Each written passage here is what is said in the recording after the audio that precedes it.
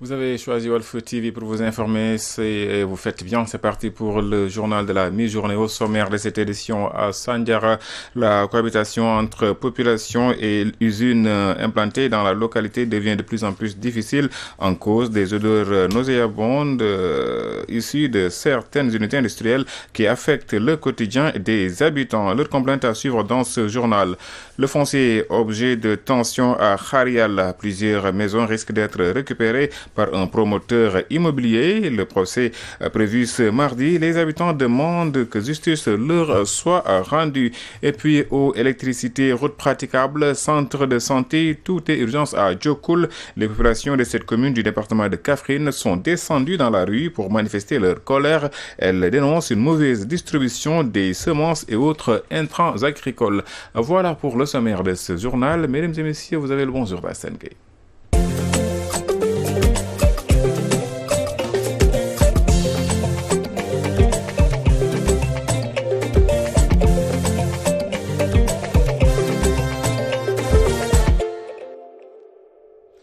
Merci de nous accueillir chez vous. Les populations de Sandiara expriment leur ras-le-bol face aux odeurs pestilentielles dégagées par certaines usines locales. Les émanations nauséabondes auraient même perturbé les épreuves du baccalauréat, exposant des élèves à des malaises. Les populations fustigent aussi une forme de discrimination dans le recrutement qui privilégie les anglophones selon ces populations qui se sont exprimées dans cette correspondance signée Tchernodaf. Les populations de Sandiara dénoncent le décret d'implantation des usines dans leur localité. Une situation d'injustice, de trahison et de non-respect des droits fondamentaux que subissent les populations de Sandiara et environ. Des expropriations foncières illégales. Je dis bien illégales. Les coordonnées utilisées pour délimiter la zone sont erronées. Et l'extrait de plan est illégal. Moi, je rejette le décret qui implante la geste de Sandiara parce que c'est basé sur du faux.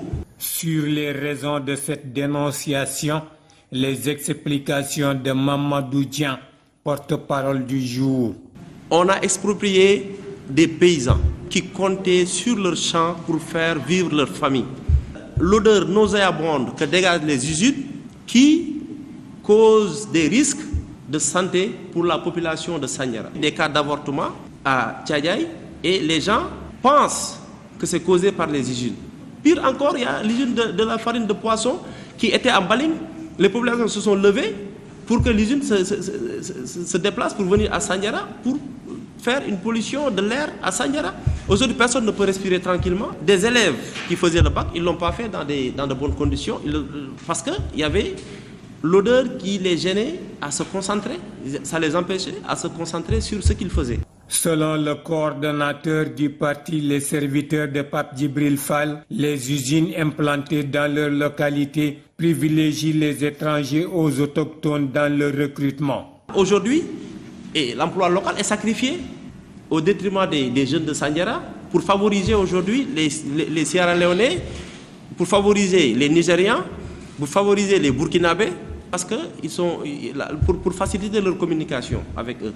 Pire encore, ils ont pris tout le foncier de Sandiara, mais en retour, on ne note pas ce qu'on appelle de responsabilité sociétale d'entreprise. Il n'y a ni route, ni école, ni centre de santé construit. Mamadou Dian tenait un point de presse à Sandiara. Sandiara, Tchernodaf, Radio-Télévision Walfadjri. Les habitants de Kharial se mobilisent pour faire face à un promoteur immobilier qui menace de récupérer leur maison. Ils comptent mener le plaidoyer devant les autorités pour que la justice les soutienne. Toussaint Maurice Senghor. Les habitants de la commune de Grand Yoff, notamment ceux du quartier Khariala Darussalam, font face à un problème foncier qui date de plus de 60 ans. Le représentant des délégués du quartier revient sur ce contentieux. Les titres précaires, ce n'est pas seulement les permis d'occuper ou bien les bails. Non, les titres précaires, c'est également les actes de vente. Parce qu'un président de la République avait initié cette politique. Moi, régulariser les titres précaires. Mais il faut faire les actes de vente. Il faut faire les bail, permis d'occuper, trucs consorts. Pas seulement au niveau de Grand Yoff Kharial, mais au niveau du Sénégal. tout ce qui est titre précaire doit être réglé définitivement. Kër yi mën di fay impôt comme il le faut, nit ñi aussi mën a utiliser ces papiers-là peut-être pour valoriser leur maison. Le député El Hadj Tambidou compte mener le plaidoyer à l'Assemblée nationale pour leur venir en aide. Au niveau de l'Assemblée nationale, je suis au niveau de la commission aménagement, habitat, infrastructure, habitat. Donc ça c'est d'un. Et deuxièmement, en tant que aussi représentant du peuple. Et je sens que c'est le peuple qui a besoin donc, de son député, et raison pour laquelle j'ai commencé même à faire les démarches. Donc j'ai déposé une lettre du collectif au niveau du président de l'Assemblée nationale. Cependant, ils appellent à une forte mobilisation pour ce 15 juillet, jour du verdict de leur procès. Nous allons nous battre pour préserver les acquis de nos parents. Et ça, nous comptons sur les autorités de ce pays. Et c'est pour cela que nous lançons un appel au président de la République, nous lançons un appel au Premier ministre, au ministre de l'Intérieur, à toute autre autorité sensible à notre problème pour venir nous appuyer pour qu'on puisse récupérer les terrains avec un titre bien défini. Ces habitants de Khariala sont dans le désespoir, leur concession menacée par un promoteur qui leur a conduit en justice. Le sort sera connu ce mardi. Les populations de la commune de Diokoul sont sorties pour manifester leur colère. L'eau est un luxe dans cette localité du département de Kaffrine. Le bâtiment de la route Ngunda Paté Thiamgaye et la transformation du poste de santé en centre sont autant de doléances portées par ces populations. Correspondance Badarandao. La population de Diokoul se dit très fatiguée et se sent laissée à elle-même face à de nombreux maux. On s'active chaque jour pour avoir de l'eau. Et c'est un problème récurrent que nous vivons depuis très longtemps. Donc la population souffre, nous voulons donc un deuxième forage. Parce que l'eau, comme on le dit, l'eau est très vitale. Et nous la manquons presque chaque jour. Nous avons une seule route latéritique qui nous relie, n'est-ce pas, à la RN1. Et cette route date depuis plusieurs années et devient de plus en plus impraticable. Lorsque la pluie tombe, nous sommes vraiment coupés du reste du Sénégal. Nous voulons que cette route, Ngodiba, Paté Thiamgaye, Mbadianen, Diokoul soit bitumée. Nous voulons plus de route latéritique. Pour vraiment nous sortir de cet enclavement, ce qui est lié à la santé, comme on l'a dit, la population dépasse vraiment de se faire soigner par un poste de santé. Nous exigeons maintenant un centre de santé ici à Diokoul. Pour ce qui est lié à l'électricité, nous avons ERA depuis des années et que le réseau n'a pas bougé d'un seul mètre. Nous voulons une extension du réseau électrique, mais aussi nous voulons une amélioration de la qualité de l'électricité. Les factures sont très chères, il y a des gens qui n'ont plus d'électricité parce qu'ils ne peuvent plus, n'est-ce pas, payer les factures. Les manifestants soutiennent que la commission de distribution est tout sauf crédible. Nous dénonçons la commission de distribution qui fait chaque année une gestion nébuleuse en gardant le poids global. Au moment où je vous parle, nombreux sont ceux qui n'ont pas de semences et la plupart, la commission vend les intrants. Très confuse, la population de Diokoul sollicite l'intervention urgente des nouvelles autorités avant que le pire ne se produise. Badrandao Kaffrine pour la radio-télévision Walfadjri.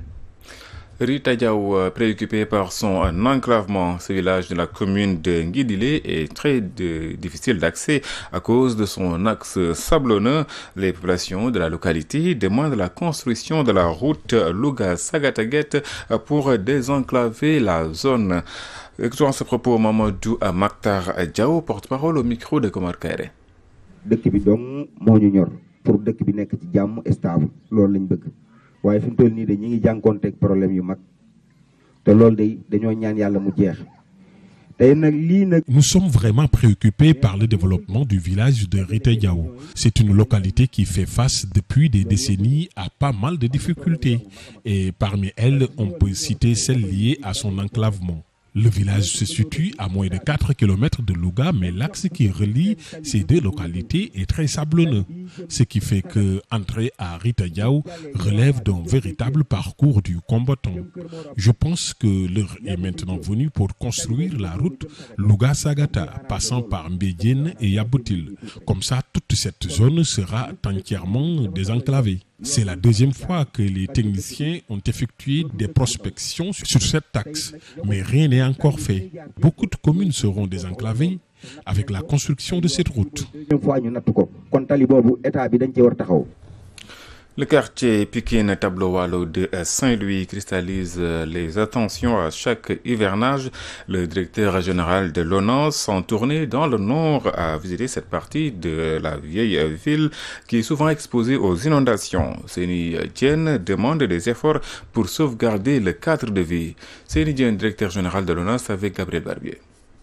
D'abord préciser que ce quartier Pikine-Tableau-Walo focalise effectivement l'attention des plus hautes autorités. Et il y a 1 à 2 semaines, le ministre de l'Hydraulique lui-même avait instruit une mission ici même, mission composée de la direction de l'assainissement, la DPGI et d'autres acteurs en tout cas pour venir constater et faire l'état des lieux la situation à Sordaga, Tableau-Walo. C'est vrai que c'était à partir de vidéos viraux qui circulaient dans le net et qui avaient heurté plus d'un. Et il était vraiment urgent, effectivement, de faire une descente sur le terrain. Le ministre ne pouvant pas venir avec cette délégation parce qu'il devait voyager, il a instruit cette mission, effectivement, de venir constater ce qui se passe à Tableau-Walo afin de dégager des solutions durables. Et c'est pourquoi lors de cette tournée-ci, donc, nous n'avons pas manqué effectivement de venir ici voir par nous-mêmes ce qui se passe, parce que lors de cette mission, nous ne faisions pas partie de cette mission, on était en mission ailleurs. Et aujourd'hui, c'était l'occasion effectivement de venir visiter ce quartier qui est d'abord en train d'être curé. Nous avons trouvé sur place l'entreprise adjudicataire qui est en train d'effectuer un excellent travail. Et c'est dire que c'est un quartier effectivement problématique. On nous a raconté tout ce qui se passe et on a vu de visu comment la nappe affleure. C'est une rue en perpétuelle, en tout cas submergée en permanence. Et il est question en tout cas de trouver des véritables solutions pour effectivement dégager ces populations dans ce contexte inconfortable. Le patrimoine culturel et touristique de Saint-Louis mis en lumière à l'occasion du week-end de solidarité et de développement de la jeunesse patriotique du Sénégal. À travers cet événement, ces jeunes ambitionnent de valoriser le trésor culturel de la vieille ville. Pape Abdoulaye Abba, leur porte-parole au micro de Gabriel Barbier. Présenter le référence Vision 2050. Dans le cadre des 72 heures, nous avons 2 jours d'activité. Donc cette première journée, nous l'avons organisée en collaboration avec la commission culturelle. L'objectif c'est quoi? C'est de promouvoir la culture saint-louisienne, de promouvoir l'histoire de Saint-Louis. Parce que nous avons des invités qui viennent un peu partout. Donc nous avons des invités qui nous viennent de Dakar, de Tamba, de Podor, de Louga. Donc l'objectif pour nous, c'est de leur montrer c'est quoi Saint-Louis, l'histoire de Saint-Louis, la trangue saint-louisienne qu'on a d'habitude de dire. Là, c'est la raison pour laquelle on l'appelle journée culturelle. L'objectif c'est quoi? C'est de créer un cadre de dialogue, cadre de partage, pour permettre à ces jeunes qui sont à Saint-Louis de pouvoir découvrir les opportunités qu'offre les référentiels Vision 2050, mais aussi de pouvoir savoir quelles sont les opportunités qu'ils peuvent découvrir dans la région de Saint-Louis. Nous savons tous que Saint-Louis fait partie du pôle Nord. Voir, nous, en tant que jeunes Saint-Louisiens, que ce soit ça politique ou non politique, comment on va mobiliser nos forces pour permettre aux jeunes, mais aussi pour mettre en place des mécanismes qui permettront à ces jeunes-là de pouvoir trouver soit des financements ou bien avoir des formations. En perspective des prochaines élections locales, le Conseil sénégalais des femmes a organisé un atelier à Kaolack sur l'effectivité de la parité. L'objectif est de renforcer le plaidoyer en faveur de l'application de cette loi. Seynabou Mbaye, la présidente, au micro de Al-Hassan Ba. Le plan d'action nous permettra d'arrêter en tout cas un ensemble d'activités clés, mais nous pensons qu'il faudrait faire le tour pour mieux expliquer les dispositions de la loi. mais qu'il nous faudrait ensemble, Conseil sénégalais des femmes et autres acteurs du mouvement féminin et du mouvement social, formuler un ensemble de recommandations auprès des décideurs pour harmoniser, parce que nous savons que la loi sur la parité, telle qu'elle est présentée et son décret d'application mérite d'être harmonisée avec un certain nombre de dispositions qui interviennent dans les élections, notamment au niveau du code électoral, au niveau également du code général des collectivités territoriales, au niveau du règlement intérieur de l'Assemblée nationale. Donc, c'est cet ensemble d'actions, de sensibilisation, mais également de plaidoyer que nous comptons mener au niveau national. Donc, nous avons commencé par Kaolack et vous avez vu que toutes nos antennes départementales sont présentes, mais également toutes les autorités politiques administratives sont présentes. Donc, ce sont des actions qui seront menées auprès des partis politiques parce que la loi sur la parité, elle doit s'appliquer également au niveau des partis politiques et des coalitions de partis politiques. C'est expressément dit dans le décret d'application. Donc, il faudrait que les dispositions soient prises, que les partis politiques se préparent davantage et essaient d'intégrer, disons, les dispositions de cette loi-là déjà dans leurs organes, qu'il y ait davantage de femmes dans toutes les instances des partis politiques, également qu'on puisse se préparer parce que d'ici 2027, il reste 2 ans et cela permet d'avoir de bons préparatifs. Centrafrique, Nigeria et Iran, ce sont les pays visités par Rokhaya Samb dans sa page internationale. Je vous propose de suivre le récit. En Centrafrique, les élections locales et municipales sont à nouveau reportées. L'annonce est faite par le Premier ministre Félix Moloua lors d'une réunion du comité stratégique d'appui au processus électoral, constitué des partenaires techniques, financiers et sécuritaires. Initialement prévu le 31 août, ce scrutin sera finalement couplé avec les élections législatives et présidentielles prévues en décembre 2025. Les opposants réunis au sein du bloc républicain pour la défense de la Constitution demande la refonte de l'autorité nationale des élections qu'elle juge incompétente d'organiser des élections crédibles et transparentes. À noter que depuis 40 ans, aucune élection locale n'a été organisée en République centrafricaine. Le Nigeria a condamné ce samedi 44 djihadistes de Boko Haram à des peines de prison allant jusqu'à 30 ans pour financement d'activités terroristes, a indiqué une agence gouvernementale. Selon Abou Michel, porte-parole du Centre de lutte antiterroriste du Nigeria, dans un communiqué, les verdicts prononcés lors des procès ont abouti à des peines de prison allant de 10 à 30 ans, toutes assorties de travaux forcés. Ces procès ont repris cette semaine après leur suspension depuis 7 ans contre plus de 1000 personnes soupçonnées d'avoir des liens avec le groupe Boko Haram. Rappelez que le Nigeria a commencé des procès de masse de rebelles islamistes en octobre 2017, plus de 8 ans après le début des violences. Le chef de la diplomatie iranienne a fait savoir ce samedi que son pays était disposé à reprendre les pourparlers sur le nucléaire avec les États-Unis à une condition. Les autorités iraniennes insistent pour obtenir des garanties quant à la cessation des attaques contre leur territoire avant de dialoguer avec Washington. Les autorités sont toujours prêtes à discuter du programme nucléaire, mais il faut qu'une assurance sur la reprise des négociations qui ne déboucheront pas sur une guerre de la part des États-Unis ou d'autres pays, a déclaré Abbas Arachid. Par ailleurs, les renseignements américains de l'Agence internationale de l'énergie atomique ont estimé que l'Iran n'avait plus de programme d'armement nucléaire organisé depuis 2003. Et c'est ce qui met un terme à ce rendez-vous d'information. Merci de l'avoir suivi. Passez d'excellents moments en compagnie de nos programmes. Excellent moment. Dans quelques instants, vous aurez la version Wolof avec Serine Gueye.